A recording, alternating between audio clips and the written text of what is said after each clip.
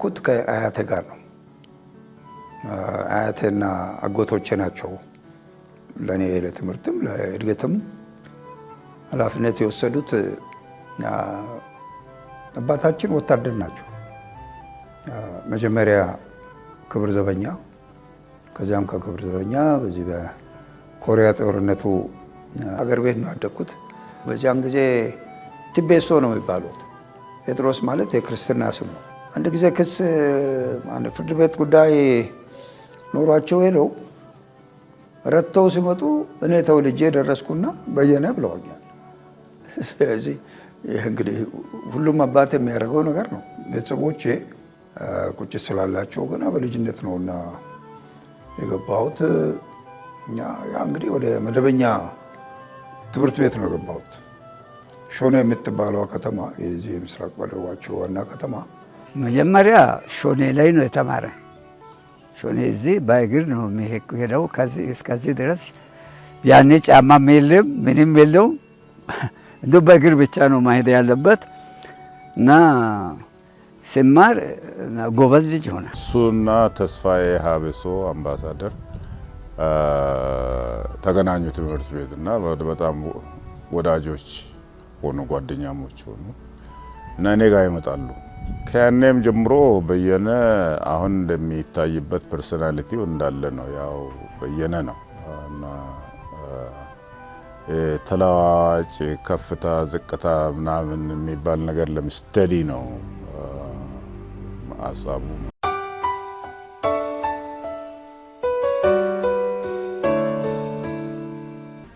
እኔና መሰሎቼ ከልምድ ካየ ነው ከዚያ ውስጥ ምንድነው እንደው አምልጠን እንደወጣን ነገር እኮ ነው። ለዚያውም የመጀመሪያው እኮ ጄኔሬሽን ነው ዘመናዊ ትምህርት፣ ለዚያውም እስከ ዩኒቨርሲቲ ውስጥ መግባት በእኛ አካባቢ እኔ ለታሪክ የመጀመሪያው ነኝ።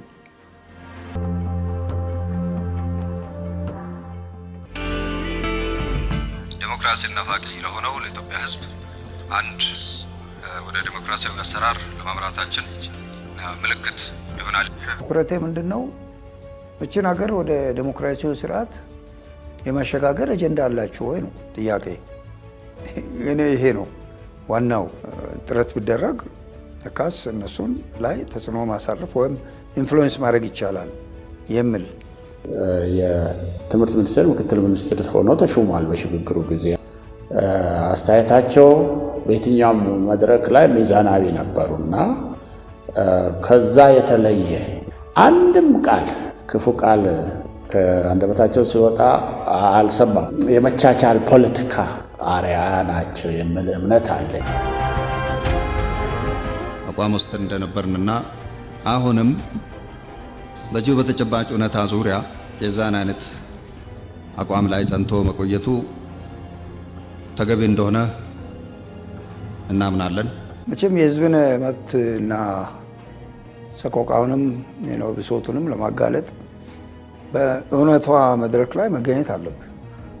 ክፍለ ሀገር ሲሄድ ይዞን ሄዳል። ካምፔን በሚያደርግበት ጊዜ አብረን ነው ሄደን እናውቃለን።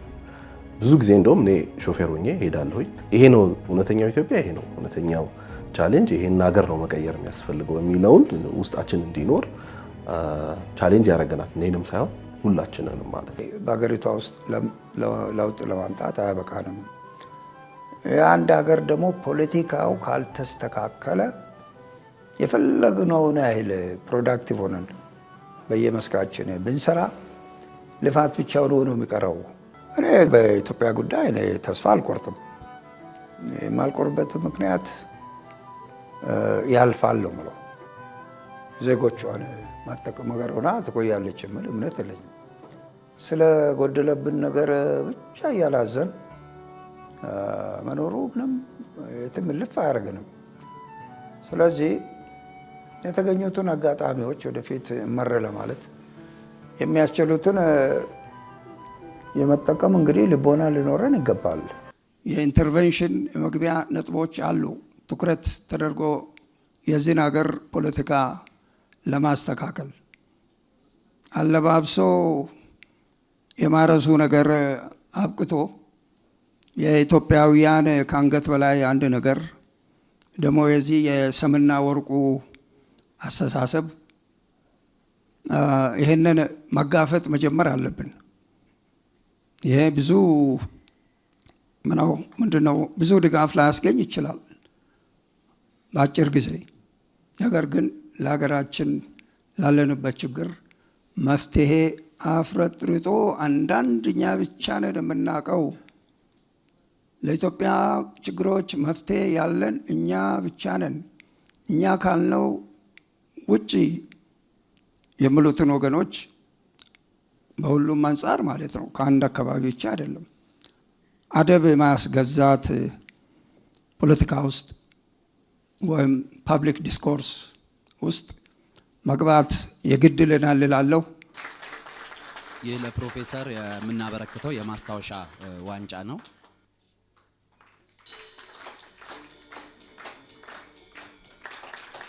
ይህ ደግሞ ልዩ ኒሻን ያበረከትንላቸው ነው ለፕሮፌሰር።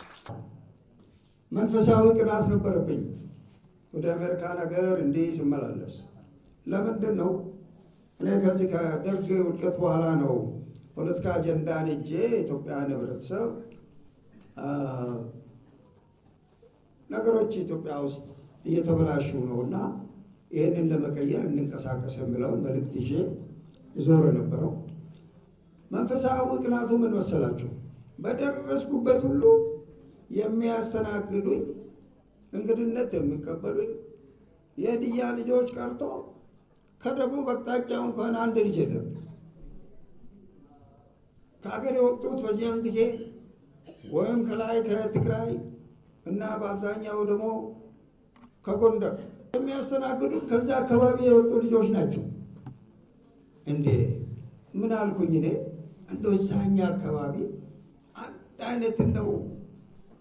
ይህንን በየቤቱ ከእናቱ እጅ እየጠገበ እየበላ ከዛ ትንሽ ወጣ ብል ህይወቱ የሚጠፋ የሚመስለውን ወጣት ከዛ ፈንቅሎ እንደው የሚያሳድደው የሚያስወጣው ነገር በተፈጠረ አለ።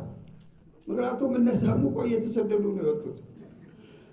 ይህ ምኞቴ በራሴው ዕድሜ በአመታት ውስጥ ስሟላየሁ። በየነ ሁሉ ሰራ እንዲሆነ የሚባለው እኔ ተፈጥሮ ከሰጠኝ ብቃት በተጨማሪ ቆራጥነት ነው።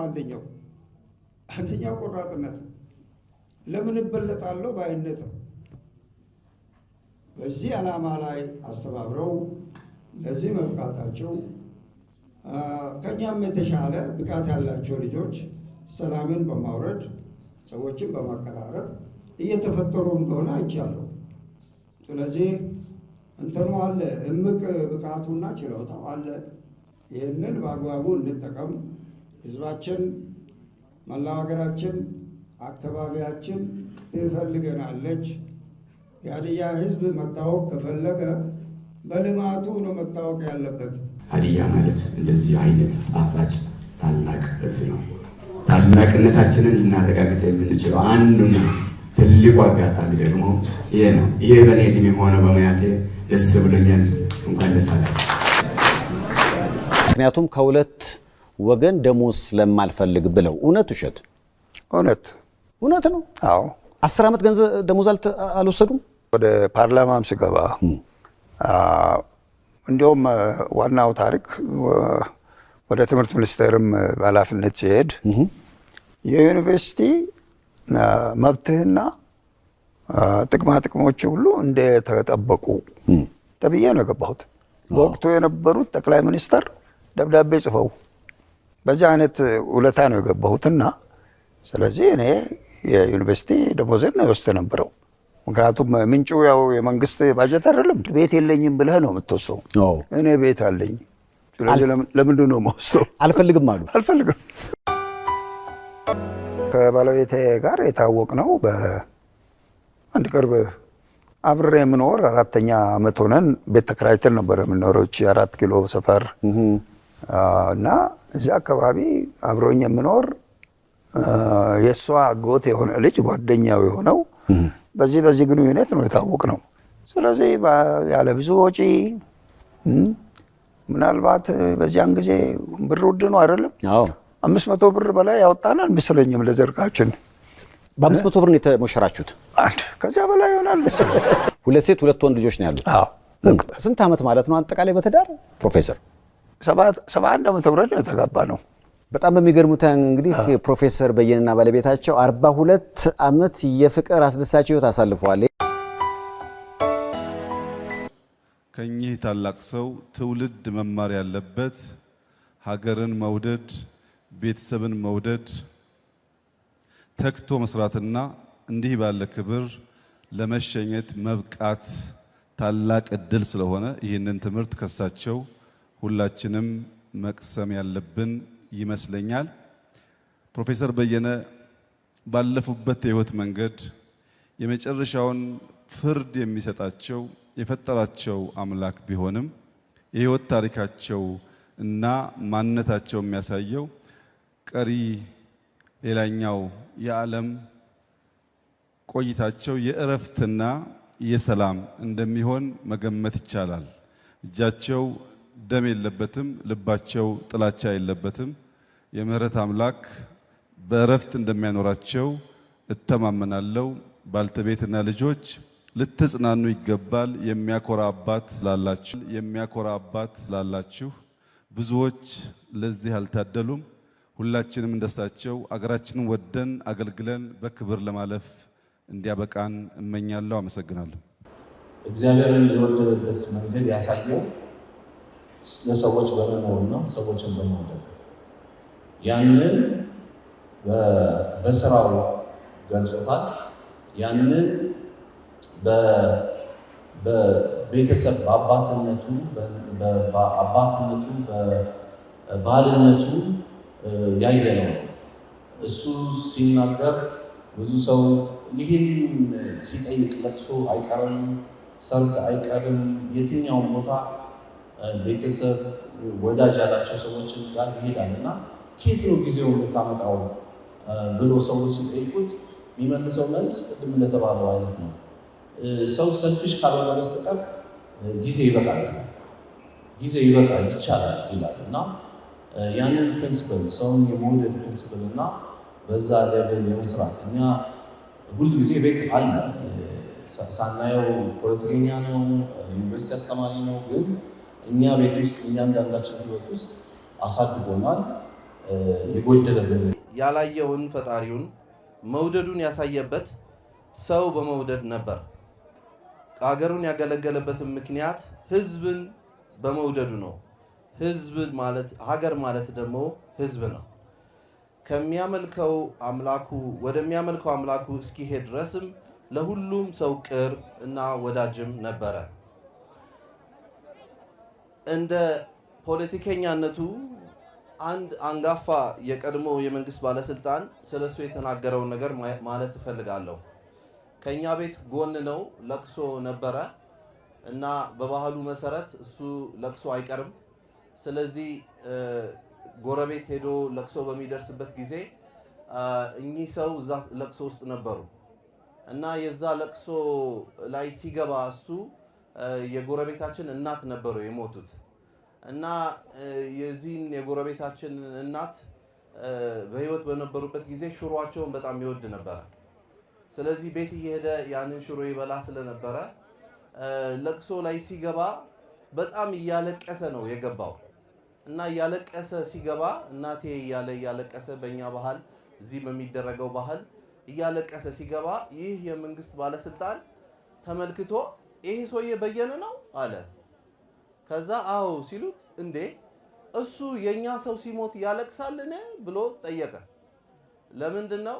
በቀድሞ ጊዜ የነበረው የፖለቲካ አስተሳሰብ በሐሳብ መለያየት ካለ ጠላትነት ነበር የሚታሰበው። እሱ ግን የሐሳብ መለያየትን የጠላትነት ምልክት አይደለም፣ የተለያዩ ሐሳቦችን በማቅረብ አገራችንን ወደ ተሻለ ነገር ለማሳደግ የሚፈልገውን የሰላም ፖለቲካን ምሳሌ ለነዚህ ሰዎች ሲያስተምር እንደነበረ በህይወቱ ኑሮ አሳይቷል። ስለዚህ ለሀገራችን ህዝቦችም ከኢትዮጵያ እምብርት ከሆነው ከማዕከላዊ ኢትዮጵያ ክልል ወደ መላው ኢትዮጵያ የሚሰራጭ የሰላማዊ ፖለቲካ ምሳሌ ለኩሶ አልፏል።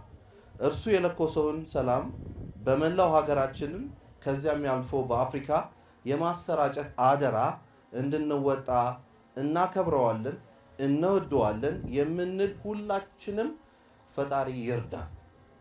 በመጨረሻም እንደ ቤተሰብ ከፈጣሪ ጋር በሆነው ነገር ሁሉ ተስማምተናል። እርሱ ትክክል ነው፣ እግዚአብሔር ትክክል ነው። በገነት እንደሆነ እኛ ወደ እርሱ እንደምንሄድ እና እርሱ ወደ እኛ እንደማይመለስ በማወቅ ተጽናንተናል። በአካል ተገኝታችሁ በስልክ ደውላችሁ በተለያየ ሀገር በሚገኙ የኢትዮጵያ ኤምባሲ እና የተለያዩ የኢትዮጵያ መሰባሰቢያ ማህበራት ፕሮፌሰር በየነን ለማክበር ዝግጅቶችን በማድረግ ፍቅራችሁን በማሳየት ላጽናናችሁን ቤተሰቦች፣ ወዳጆች፣ ጓደኞች፣ አድናቂዎቹ ሁሉ እናመሰግናችኋለን። ፈጣሪ ያክብርልን። ኢትዮጵያ ፈጣሪን በሰላም ይጎብኛት።